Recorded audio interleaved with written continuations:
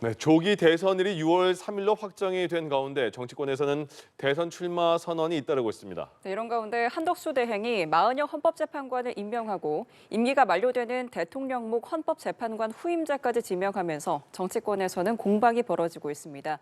관련 내용 김도건 국민의힘 대변인, 김종욱 전 청와대 행정관 두 분과 자세히 살펴보겠습니다. 네, 두 분 어서 오세요. 안녕하십니까. 안녕하세요. 예, 오늘 정치권에서 가장 뜨거운 사안이 이건 것 같습니다. 한덕수 대행이 마은혁 후보자 재판관으로 헌법재판관으로 임명을 했습니다. 그러니까 국회 몫이었죠. 그래서 임명을 했는데 여기에 더해서 문영배 이미선 재판관의 후임자로 이완규 법제처장, 함상훈 서울고등법원 부장판사를 지명하면서 권한이 있는 거냐? 그러니까 이 인물이 또 괜찮은 거냐? 이런 논란이 있던데 일단 한 권한대행의 대통령목 2명을 또 따로 지명한 거잖아요. 그렇습니다. 어떻게 봐야 네. 될까요? 오늘 세 분 마은혁 대한민국에서 가장 유명한 분이죠. 지금 현재 마은혁을 모르는 분이 없을 정도니까요. 예. 세 분을 임명을 했습니다만은 상당히 저희들도 상당히 놀랄 정도로 어떤 물론 예상한 부분도 있었습니다만은 이렇게 네. 전격적으로 단행한 거에 대해서는 그만큼 상황이 엄중하다라고 얘기를 할 수가 있겠습니다만은 이게 벌어진 게 현 헌법의 모호성이 사실은 굉장히 큽니다. 권한대행의 직무 범위를 명확하게 규정하고 있지 않습니다. 현행 헌법은. 그래서 예. 이제 개헌의 필요성도 그래서 나오는 것이고요. 물론 87년의 지금 현재 체제에서는 이렇게 대통령 권한 대행이 역할이 막중하고 대행을 또 탄핵을 시키고 대대행이 있고라는 것을 예상을 미처 못했겠습니다만은 예. 현행 헌법에서는 이렇게 엄격하게 규정을 하고 있지 않습니다. 그런데 오늘 한덕수 대행이 임명을 하면서 현재 결혼 사태가 반복이 되고 이것이 결정이 지연될 경우에는 상당히 국정이 혼란스러울 수가 있다. 그 예로 최상목 대행 얘기를 들었거든요. 예. 최상목 대행 같은 경우는 현재 법사위에 계류 중입니다. 탄핵안 발의를 한 게 네. 법사위에 계류를 하고 언제든지 본회의 표결로서 최상목 부총리를 또 탄핵을 할 수가 있거든요. 만약에 그렇다면은 이 조기 대선 관련해서 대선 관리뿐만이 아니라 추경 문제 그리고 트럼프발 관세 전쟁으로 표현되는 통상 현안에 대응하기가 상당히 어렵다. 그래서 사전적인 의미로 헌재의 구인 체제를 완성을 해야 헌재에서 탄핵안이 이렇게 몇 달 동안 지연이 되는 것을 방지할 수 있다. 그런 명분을 내세웠는데요. 일정 부분 또 합리적인 부분도 있습니다만은 사실은 12월 26일 날 한덕수 총리가 얘기한 게 있습니다. 예. 대통령 권한 대행은 헌법기관 임명을 포함한 대통령의 고유 권한을 자제하는 것이 헌법 정신이다라고 얘기한 바가 있습니다. 그렇습니다. 그거에 비추면은 지금 적극적으로 행사한 거가 다소 어떤 파격적이다라는 주장이 나오는 것도 그런 건데요. 예. 저희 국민의힘 입장에서는 이 구인 체제가 완성됐다는 것에 이 평가를 하고 싶습니다. 예. 단지 말씀이 이제 좀 이따 나오겠지만 특정인에 대해서 지나치게 대통령과 가깝다라는 부분 그것을 말끔하게 이렇게 정리를 할 수 있는 부분이 약간은 미흡을 했다 하는 그런 면에서는 이 명과 이 그늘과 빛이 같이 존재를 한다. 저는 그렇게 평가를 합니다. 예, 오늘 아침에 그러니까 뉴스 속보 자막으로 처음에 한덕수 권한대행 마은혁 재판관 임명이 먼저 나왔고 그 다음에 바로 나온 게 이완규 법제처장과 함상훈 부장판사 지명했다 이런 얘기가 나오면서 이게 갑자기 정치권에서 확 커졌습니다. 네, 저는 오늘 강의하다가 중간에 뉴스를 봤거든요. 예. 그래서 이거 가짜 뉴스인가 생각을 그 했어요. 정도였어요. 그러니까 너무 초현실적인 상황들이 벌어지고 있고 영화보다 더 영화 같은 일들이 벌어지고 있는데 이 행위가 영화는 재밌기라도 하잖아요. 이건 다 예를 들면 헌법과 법률을 다 위반하는 행위들만 하고 있는 건데 그걸 누가 하고 있느냐? 소위 지금 전직 대통령이었습니다. 대통령, 그다음에 대통령이 탄핵을 당했기 때문에 있었던 권한대행 이런 분들이 줄줄이 위헌적 그다음에 위법적 행위들을 하고 있는 상황입니다. 예. 근데 그런 분들이 또 자기 입으로 뭐라고 얘기하느냐? 헌법과 법률을 지키라고 또 국민들한테 얘기하는 상황이 벌어지고 있어요. 그러니까 국민들은 이런 상황들을 참 도대체 납득할 수가 없는 상황인 거죠. 그러니까 주권자를 우롱하는 행위가 반복적으로 벌어지는 건데 전 그렇다면 여전히 제가 볼 때는 한덕수 지금 대통령 권한 대행이 파면당한 대통령의 권한대행을 하고 있는 것인가라고 하는 느낌을 지울 수가 없는 거죠. 예. 그리고 명확히 있습니다만 대통령 권한대행 국무총리입니다. 그래서 이 대통령에게 헌법재판관을 추천할 수 있는 목을 준 이유는 대통령이 뛰어나서 이런 게 아니고요. 국민이 권한을 위임했기 때문에. 한덕수 총리한테 그런 권한을 위임한 국민은 아무도 없습니다. 근데 본인이 자의적으로 행사한 권한이죠. 근데 거기에 있었던 헌법재판관 한 분은 어떤 분입니까? 12월 4일 날 소위 내란이 벌어지고 난 다음 날 법무부 장관을 비롯한 뭐 민정수석 그다음에 그 사인이 모였을 자리에 장관하고요. 같이 참여했던 법제처장이라는 사람이 있습니다. 우리 많은 국민들은 내란에 동조한 것 아니야라고 하는 혐의가 짙은 사람입니다. 그런 사람을 지금 상황에서 헌법재판관으로 지명을 했다라고 얘기하는 건 한덕수 권한대행도 이 내란 행위를 내란으로 보지 않나? 헌법재판소에서 파면 행위에 대해서 동의하지 않는 것 아닌가? 좀 그렇다면 이건 총체적인 내란들이 지속된다라고 하는 판단 하나고요. 또 일각에서는 예. 야 이거 한덕수 권한대행이 나를 좀 탄핵해줘 이런 거 아닌가? 라는 얘기도 나와요. 그러니까 탄핵을 당함으로써 본인이 그런 탄핵이라는 것을 통해서 내가 희생양이다. 내가 이쪽에서 예를 들면 내가 출마할 수 있지 않을까라고 하는 이건 지금 억측이고 본인이 그렇지 않다고 얘기함에도 불구하고 예. 너무나 희귀한 일을 벌이니까 그런 얘기까지 나오는 상황이거든요. 저는 이렇게 국민을 농단하는 일이 벌어지면 안 된다. 대통령은 헌법을 파괴하고 국무총리는 저희 국민들을 농단하는 일이 벌어지면서 이 현쟁을 파괴하는 행위가 벌어진다면 예. 저는 이런 분들에 대해서 또 이런 분들을 옹호하고 있는 국민의힘에 대해서 국민들이 지지를 할 것인가? 저는 완벽하게 철회될 것이다라는 생각이 들기 때문에 저는 보수 계멸을 넘어서 우리 헌정사회에서 국민의힘이 존립할 수 있는 근거가 있을 거라고 하는 근본적인 어떤 국민들의 비판에 직면하게 될 거라고 생각을 합니다. 아까 그 대변인께서 언급해 주셨는데 한덕수 권한대행이 헌법재판소에서 한 언급이잖아요. 권한대행이 대통령의 고유 권한을 행사하는 것을 자제해야 한다 이렇게 말한 그렇습니다. 거잖아요. 네네. 그런데 이번 게 과연 그 대통령의 몫의 재판관 지명인데 본인이 행사한 거를 이 상황과 맞게 해석할 수가 있을까? 그리고 예. 그러면 왜 이렇게 여러 가지 얘기가 나올 것 같은 상황인데 그리고 네. 그 이완규 법제처장과 관련해서는 윤 전 대통령과의 친분이 있기 때문에 또 그 안가 회동도 있고 그렇습니다. 논란이 있을 것 같은데 왜 예. 이렇게 지명을 그거를 했을까요? 아주 제가 말끔하게 정리를 해드리겠습니다. 예. 예, 지난 12월에 지금 우리 앵커께서 말씀하신 대통령의 고유 권한 행사는 자제하는 것이 헌법 정신이다 하는 얘기를 분명히 했습니다. 예. 12월 26일 날 했습니다. 헌재에서 한 거죠. 예, 그럼에도 불구하고 왜 지금 상황이 바뀌었냐? 도대체 어떤 상황의 변화가 있길래 지금은 적극적으로 행사를 했냐라고 자세히 들여다보면요. 지난해 12월 26일 때는 대통령의 이 지금 기능이 권리가 아니라 직무정지 상태입니다. 네. 즉 사고로 인한 직무정지 상태고요. 지금은 어떻습니까? 직무정지가 아니죠. 이미 예. 탄핵이 돼서 대통령 자리는 권리입니다. 예. 빈 자리가 있는 것이죠. 그러니까 상황 자체가 다르고요. 그래서 지금 헌법학회라든가 법률학자들은 대통령의 권리 상태와 사고로 인한 직무정지 상태는 구별을 해야 된다. 그래서 그 당시에 적극적으로 하지 않고 불필요한 오해를 자제시키기 위해서 소극적으로 하는 것이 이 직무정지 상태라면은 지금은 예. 대통령 자체의 자리가 비었기 때문에 적극적으로 행사를 해야 된다라고 하는 헌법학자들이 실제로 많이 있습니다. 예. 상황 변화가 이제 그렇고요. 네. 그래서 지금 한덕수 대행이 사실은 뭐 굉장히 엄중한 결단을 내렸다라고 평가도 할 수가 있습니다만 구인 체제 완성이라는 그것을 저는 나름대로 평가를 합니다. 예. 왜 구인 체제가 정상적인 거죠. 사실은 지금까지 8명으로 이번에 탄핵 최종 선고가 됐습니다만 그런 예. 마은혁 재판관을 임명을 하느냐 마느냐는 우리 시청자 여러분이 너무나 잘 알 테고요. 바로 지금 이완규 법제처장이 윤 대통령과 아주 각별한 고시 동기에 아주 각별한 관계이기 때문에 이거는 윤 대통령의 어떤 지시 내리는 지령이 있었느냐라는 것이 또 민주당 일각에서 나오는 거 제가 알고 있습니다만은 그렇게 따지면요 마은혁 재판관이 어떤 분입니까? 그 얘기를 안 할 수가 없습니다. 인민노련의 거의 창설 핵심 멤버 아닙니까? 인민노련이 뭡니까? 자유시장 경제.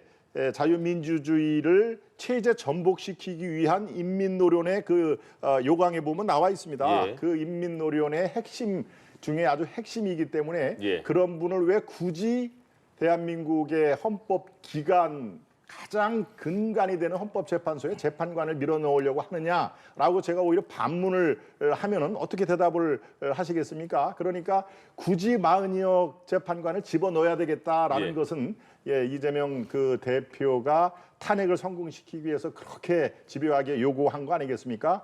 그거와 이완규 법제처장의 상황을 놓고 보면은 예. 이완규 법제처장이 대통령과 그런 친분관계가 있다 손치더라도 그렇게 비판할 것만은 아니다. 그래서 알겠습니다. 한덕수 대행은 예. 그런 불식을 다 불식시키기 위해서 마흔역 재판관이 그런 흠결이 있어도 같이 예. 세 사람을 임명을 해서 구인 체제를 완성했다. 저는 그렇게 말씀을 드립니다. 예, 바로 반론해 주시죠. 아까 제가 논의에서 엇나가는 겁니다만요. 예. 그 마흔역 헌법재판관을 너무 공격을 하시는데 아니 그럼 김문수 장관 보고 출마하지 마시라고 그러세요. 그분도 노동운동 하신 분 아닙니까? 근데 어떻게 이런 대선 후보로 나올 수가 있습니까? 그거하고 다르죠. 왜 다릅니까? 김무수 장관은 전향을 했지 않습니까? 공식적으로. 대한민국에 전향제도가 있습니까? 민중. 그렇게 말씀하시면 안 돼요. 대한민국에 전향제도가 어디 있습니까? 아니 공식적으로 아니, 전향을 한 게 그 전향이 아닙니까? 그럼 전향제도가 어떻게 없지 합니까? 않습니까? 전향을. 그리고 마흔역 재판관 YS 정부 때 판사로 임명됐습니다. 국민의힘 전신에서 임명되신 분이에요. 거기서 다 인정한 겁니다. 그럼에도 그런 전력이 있음에도 불구하고 시험을 봐서 통과했으니 판사로서 양심에 따라 판결할 수 있다라고 다 한 거 아닙니까? 아니 판사를 임명할 때 아니, 청문회를 제가 지금 합니까? 얘기하고 있는 건데요. 말씀드리잖아요. 전신인 그 당에 있는 YS 정부에서 판사로 임명한 분이에요. 그러시면 거기에서 임명했기 때문에 인정할 수밖에 없는 겁니다. 대한민국은 전향제도가 없습니다. 얘는 과거 같은 말씀하시면 안 되잖아요. 지금 대명천지에 그 사람의 사상을 가지고 예를 들면 전향했니 안 했니라고 말씀하시는 건 1970년대 박정희 정권 때나 운운했던 내용입니다. 그런 내용을 가지고 21세기에 말씀하신다고 하는 건 여전히 독재를 갖다가 추종한다라고밖에 우리는 판단할 수밖에 없는 거예요. 다 아시지 않습니까? 이건 좀 제가 그때 마흔역 재판관 말씀하시니까 그러는 거고요. 예. 네. 또 하나는 헌법학자들 다수 같은 경우는 대통령 권한대행 같은 경우는 소위 대통령이 아니기 때문에 헌법재판관을 임명하는 것도 대통령 목에서 임명하는 건 문제가 많다라고 대부분 많이 얘기하고 있습니다. 그리고 그 한덕수 권한대행이 말씀하시는 내용도 다 앞뒤가 안 맞아요. 국론 분열을 악화시키지 않기 위해서 했다고 그러는데 지금 국론이 완전히 분열되어 있습니다. 이것 때문에 지금 사단이 났습니다. 그다음에 또 하나가 예를 들면 아까도 말씀드렸습니다. 모든 사안은 헌법과 법률에 따라서 하겠다? 헌재가 결정했음에도 14일 동안 끌고 있다가 앉아있다가 한 명 마흔역 재판관만 임명한 게 아니라 본인이 할 수 없는 2인도 같이 행사를 했습니다. 그다음에 경제부총리가 탄핵될 것 같으니까 계류 중이니까 이게 말이 됩니까? 탄핵을 하지도 않았는데 그것이 예상되니까 그런 상태가 벌어질지 모르니까 헌재가 뭐라 그랬습니까? 예산 문제와 관련해서 예를 들면 예산에 대해서 예결위만 통과가 됐고 본회의에서 통과가 안 됐기 때문에 그런 행위가 벌어지지 않았어. 근데 예를 들면 왜 이런 행위를 했어? 그게 말이 되라고 얘기를 하는지 그게 얼마가 됐습니까? 근데 이걸 예상해서 그다음에 경찰청장도 지금 탄핵 과정에 있으니까 아니 대통령도 파렌 체제에서 다 예를 들면 판결을 내렸어요. 이게 뭐가 문제가 있습니까? 말도 안 되는 얘기예요. 과거에 6인 체제 있을 때 3인을 임명하지 않으면 헌재가 작동이 안 돼요. 그 와중에도 본인이 안 했습니다. 근데 지금 와서 이런 얘기를 하는 건 정치적 의도가 분명히 있다. 예. 헌법과 법률에 따르지 않았다라고 하는 것. 그러면 소위 권한대행이 왜 정치적인 어떤 노림수를 가지고 이 상황에서 소위 2달도 안 돼서 대통령이 만들어질 거고 그 대통령이 행사할 수 있는 권한을 미리 빼앗아 했기 때문에 예. 대통령의 권한까지도 미리 침해한 행위를 한 거예요. 전 그렇다면 한덕수 권한대행의 이 행위는 예. 본인이 얘기한 헌법과 법률에 따른 것이 아니라 매우 정치적으로 노골적으로 차기 대통령이 어떤 헌법재판관을 임명할 수 있는 권한을 미리 말소를 시키는 행위 하나를 한 것이고요. 예. 앞으로 6년 동안 헌법재판소를 보수적인 재판관 우위 형태로 만들겠다라고 하는 의도이기 때문에 저는 이런 행위를 한 저는 한덕수 국무총리에 대해서는 위법적인 행위를 했기 때문에 저는 이거 당연히 탄핵 사유가 아닌가 생각을 합니다. 알겠습니다. 제가 예. 짤막하게 반론을 네네. 제기를 하겠습니다. 예. 첫 번째 한국에 전향제도가 있다라고 얘기를 했는데 한국에 전향이 제도가 필요합니까? 그리고 전향제도가 있는 나라가 있습니까?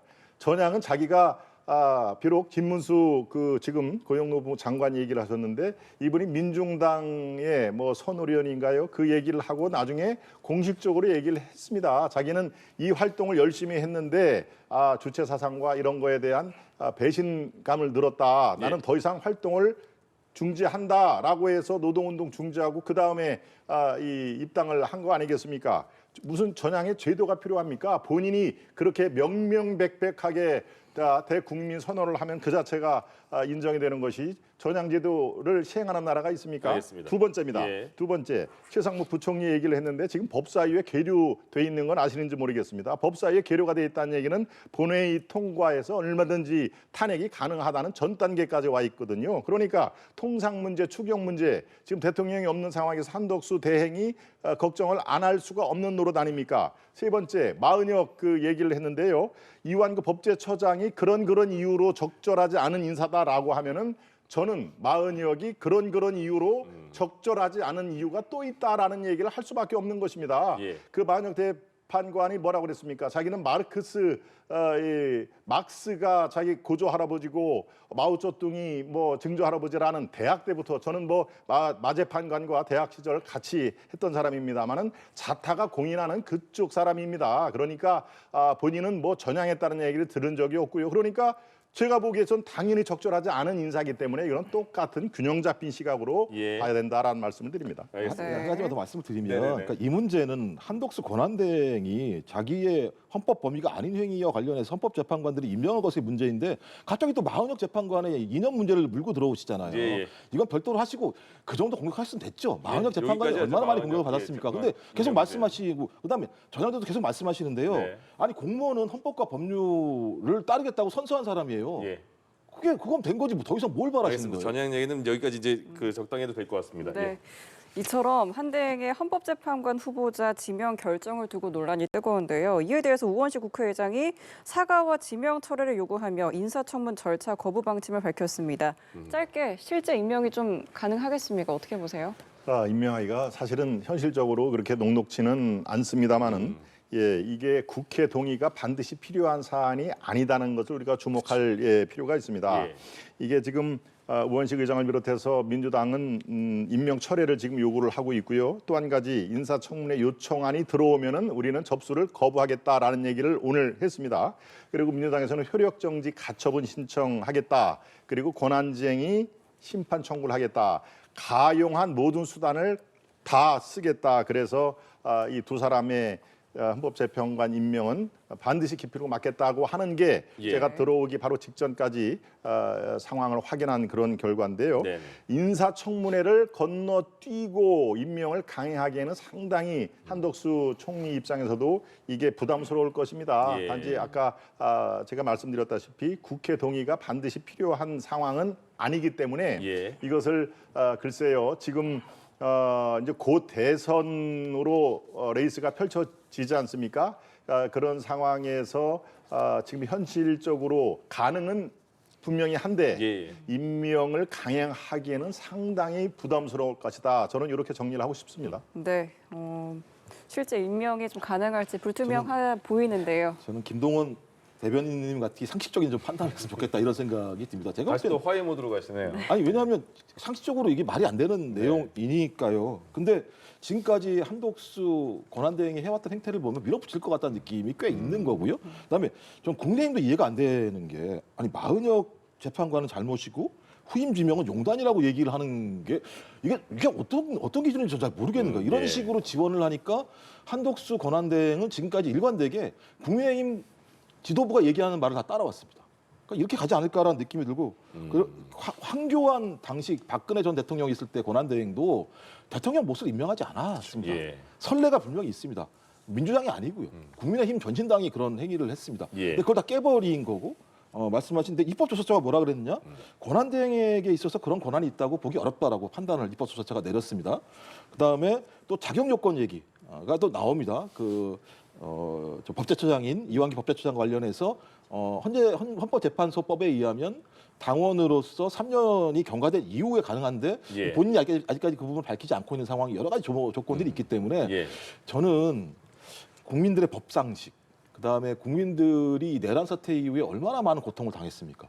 그러면 적어도 정치를 하거나 국정을 운영하시는 분들은 국민에게 더 이상 혼란이나 고통을 주시지 말아야 되는데 예. 뻥뻥 이런 일들을 불러일으켜가지고 매번 저희들이 나와서 이렇게 말도 안 되는 얘기를 하는 상황을 만드시는 것 같아요. 그래서 예. 저는 빠른 시일 내에 한덕수 권한대행이 스스로 이것을 취소하시는 게 가장 상식적이며 국민들한테 지탄을 받지 않으실 거라고 생각합니다. 예, 저희가 준비한 소식이 많은데 그 이번 사안이 얼마나 중요한지 느껴지는 게 오늘 6월 3일에 국무회의에서 대통령 선거 열겠다고 지정했잖아요. 네. 그 주제를 가려는데 이렇게 오래 걸렸습니다. 네, 예. 그렇습니다. 그러니까 그 전에 그 60일도 안 남은 대통령 선거 과정에서 이 사안이 정치권을 지금 뜨겁게 달구고 있습니다. 일단 6월 3일에 대통령 선거가 이제 열리게 됐습니다. 네, 국민의힘에서는 뭐 10여 명 정도 후보로 나올 것이다 이런 얘기가 벌써부터 나오는데 많으면은 13명, 4명까지도 지금 뭐 가능성이 있습니다. 그렇죠. 그러면 네. 이번 대선에서의 관전 포인트가 뭔지 먼저 듣고 그 이유를 들어보겠습니다. 관전 포인트는 뭐 아시다시피 개헌 문제가 상당히 지금 이제 이슈가 돼 있습니다. 물론 이 우원식 국회의장이 대선 6월 3일 대선과 같이 개헌에 대한 국민 투표라든가 이런 것을 하자. 큰 얼개 권력 구조라든가 이런 것만 먼저 하고 양당이 치열하게 이해관계가 있는 것은 지자체 내년 6월 달에 있는 지자체 선거하고 같이 하면 되지 않느냐라고 얘기했는데 상당히 이 이슈를 선점한 측면이 분명히 있습니다. 그런데 예. 정치를 오래 한 우원식 국회의장의 어떤 그 관록에서 나오는 의제 선점 예. 이런 걸로 볼 수 있는데요. 실제로 개헌이 블랙홀일 가능성이 매우 농후합니다. 그러니까 이재명 대표가 지금 현재 뭐라고 얘기를 했습니까? 내란 종식이 먼저다. 개헌은 그 뒤에 부차적인 문제다라고 한 발을 빼는 모습이 돼 있는데요. 예. 지금 87 체제 1987년도에 만들어진 그 헌법이 지금까지 오지 않았습니까? 네. 왜 그랬을까요? 그 당시 대선에서 가장 유력한 후보들이 뜨뜻미지근한 자세를 보였기 때문에 그렇습니다. 예. 이번에도 그럴 가능성이 매우 농후합니다. 이재명 대표가 저렇게 개헌이 지금 문제가 아니다. 왜? 개헌이 지금 본궤도에 올라가면은 본인한테 주어지는 그 스포트라이트가 분산이 될 수밖에 없고요. 그리고 임기를 단축해야 되는 상황이 오는데 내가 5년을 할 수가 있는데 지금 따놓은 당상이라고 생각을 하는 거죠. 예. 이걸 3년으로 줄여 누구 좋으라고 생각을 할 수밖에 없는 상황이기 때문에 예. 이재명 대표가 끝까지 저런 고집을 피우면 개헌의 방어물로 작용을 하면은 예. 이 매우 이 어려운 것이다 개헌에. 그래서 개헌 문제가 가장 관전 포인트가 될 수가 있고요. 예. 또 역시 두 번째는 중도층의 향배입니다. 이재명 리스트와 국민의힘 아주 다이내믹한 그 역동적인 경선을 바라보는 중도층의 향배 예. 이것이 저는 관전 포인트로 꼽습니다. 알겠습니다. 네. 개헌이 과연 그 이번 대선에서의 가장 중요한 포인트가 될까요? 저는 개헌은 이미 고개를 올렸다가 뽕망치에 맞고 쑥 들어갔다고 내려갔다. 생각을 하는데 왜냐하면 15일까지 이 부분과 관련해서 나름대로 합의가 안 나오게 되면 아예 할 수가 없습니다. 진행할 수 물리적인 문제 때문에 말씀을 드리는 겁니다. 예. 내용적으로도 제가 볼 때는 여야 간에 특히 왜냐하면 우원식 국회의장이 원포인트 개헌을 얘기하면서 권력구조를 말씀하셨어요. 권력구조는 매우 뜨거운 얘기입니다. 권력구조의 핵심은 정치권의 타협의 문제가 아니고요. 국민들이 대의할 수 있는 정치구조를 어떻게 바꿀 것인가의 문제이기 때문에 예. 국민들의 의사가 매우 중요한 사안입니다. 근데 국민들한테 서로 토론할 시간도 안 주고 정치권이 모여서 이걸 결정한다고 얘기하는 거에 대해서 국민이 동의할 수 있을 것인가라고 하는 또 내용적 문제도 분명히 있기 때문에 저는 예. 개헌은 시간이 지나면 사그라들 문제라는 생각이 들고요. 제가 보는 가장 중요한 관전 포인트 중에 하나는 소위 국민의힘 내부에서 파면당한 전직 대통령이 얼마만큼 그립감을 가질 것인가의 문제가 저한테는 가장 핵심적인 관전 포인트 중에 예. 하나예요. 왜냐하면 김동원 대변인이 말씀하셨던 것처럼 중도층이 매우 중요하거든요. 그럼 중도층이 매우 중요하다는 얘기는 뭐냐면 중도층은 대체적으로 탄핵에 찬성을 하고 있고 정권 교체에 대해서 여론이 좀 높은 상황에 처해 있는 이런 조건입니다. 예. 그런 조건에서 국민의힘이 지속적으로 중도층으로 이동하지 않고 소위 전직 파면당한 대통령의 그립감 속에서 매몰된다고 한다면 예. 중도층이 이동할 수가 없는 상황이죠. 이동할 수 없는 선거라고 얘기한다면 제가 볼 땐 이건 선거를 하나만 한 상황으로 갈 수밖에 없기 때문에 근데 그럼에도 불구하고 국민의힘이 여전히 소위 전직 파면당한 대통령과의 거리감을 두지 않으려고 하고 있는 상황 그리고 거기에 의지해서 소위 대선 후보가 되려고 하는 분들이 너무나 많이 있기 때문에 예. 이랬을 때 이 선거 자체가 유의미한 토론이 벌어지고 유의미한 어떤 선거 운동이 벌어질 수 있을 것인가 생각이 들기 때문에 이걸 좀 저희가 주목할 필요가 있다. 만약에 이런 형태로 계속 가게 된다면 저는 역대급 격차가 날 수도 있다라는 알겠습니다. 생각이 들기 때문에 예. 좀 국민의힘이 이 부분과 관련해서 많은 고민을 했으면 좋겠다 이런 생각이 들긴 예. 합니다. 네. 네, 지금 국민의힘의 경우에는 앞서 말씀 주신 것처럼 경선 출마자가 최대 13명까지 네. 말씀을 주셨고 또 일각에서는 경제통인 한덕수 대행의 차출론까지 떠오르고 있습니다. 네. 지금 후보가 많아져서 이에 대한 뭐 컨벤션 효과도 기대된다라는 시각도 있고 지금 여러 가지 가능성이 나오는 것 같아요. 그렇습니다.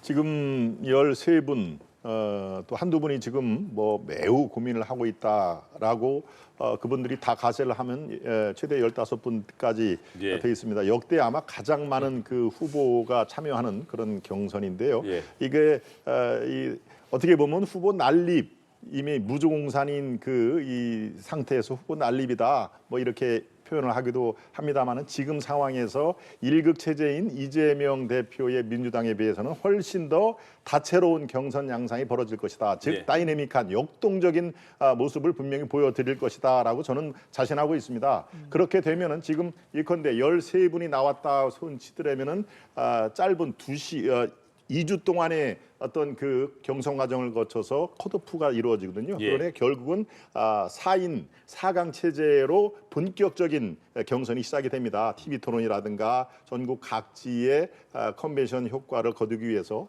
그런 민주당과는 사뭇 다른 그런 역동성을 보여드릴 것입니다. 예. 거기에서 각자 흩어졌진 그리고 더 탄핵 정국에서 상당히 비탄에 빠진 분들까지 포함을 해서 매우 우리가 4년 전, 5년 전에 보여드린 것보다도 훨씬 더 후보들의 어떤 그 개인 역량 플러스 예. 지금 현재 절대 지금 상황에서 이재명 세력의 민주당은 민주당으로는 안 된다라고 하는 제가 더 이상 구체적으로 얘기를 안 해도 아마 아실 겁니다. 그래서 예. 이 정권의 어떤 그 찬탈 이것이 2번 연속 일어나면 안 된다 하는 그 강한 신념하에 예. 지금 이제 반드시 다음 주부터는 아마 결집 양상이 분명히 보여드릴 자신이 있습니다. 알겠습니다. 네, 알겠습니다. 민주당에서는 처음으로 김두관 전 의원이 대선 출마를 선언을 했고요. 이재명 대표가 내일 최고위원회에서 직접 당대표직 사퇴 의사를 밝히고 또 공식적인 출마 선언은 바로 사퇴 다음 날에 이루어질 것으로 연합뉴스 TV 취재 결과 확인이 됐습니다. 각 후보 어떤 방식과 메시지로 좀 의견을 낼까요? 뭐 제가 볼 때 가장 중요한 부분들은 아마도 그 외부적으로 어떤 언론 같은 경우에서 보도되는 내용들은 경선 과정에서 뭐 친명 비명 논란이 많을 거 아니냐 이런 게 아마 제가 볼 때 그렇죠. 주요한 이슈일 것 같긴 합니다만 예, 예.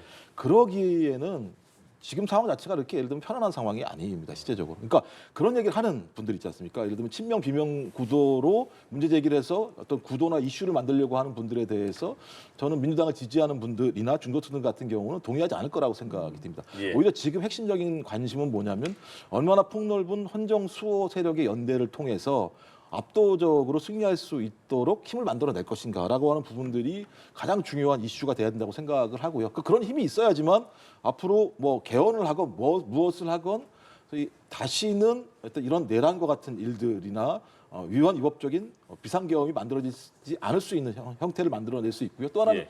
압도적인 승리를 해야지만 지속적으로 위헌 위법적인 비상계엄을 했음에도 불구하고 그것을 옹호하고 있는 국민의힘이 경고장을 받을 수 있다는 생각을 갖고 있기 때문에 저는 그런 부분들이 핵심적인 이슈가 될 거라는 생각이 듭니다. 저는 오히려 이재명 대표가 아닌 분들은 민생 회복과 관련된 경제 회복 성장과 관련된 내용들을 통해서 소위 자기만의 탤런트라고 하는 부분들을 제시해야지만 내부에서 의미 있는 지지를 받을 수 있다는 생각이 들어요. 안 그렇고 예를 들면 독주체제다 이런 얘기를 많이 해봤자 아무런 의미가 없는 얘기인 상황입니다. 독주라고 하는 개념도 예를 들면 일정한 예를 들면 편차가 적어야 되는 상황인데 예. 너무나 압도적인 상황이기 때문에 그 얘기를 하는 게 무슨 의미가 있겠습니까?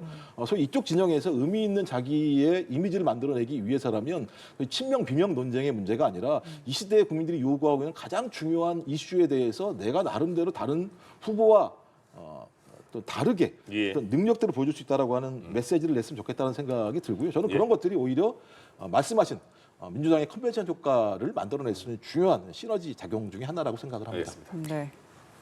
네, 한편 파면 선고 이후에 관저를 머물고 있는 윤석열 전 대통령 부부가 이르면 이번 주 금요일 관저를 떠나서 서초동 사저로 거처를 옮길 예정이라고 합니다. 사저 정치라는 이야기도 나오고 있잖아요. 네, 사저 정치 또 이사 가기 전까지는 이제 관저 정치 이런 얘기를 참 많이 붙이는데요. 예. 네. 사저 정치, 관저 정치의 어떤 그 우려 이런 것들은 이미 판명이 났습니다.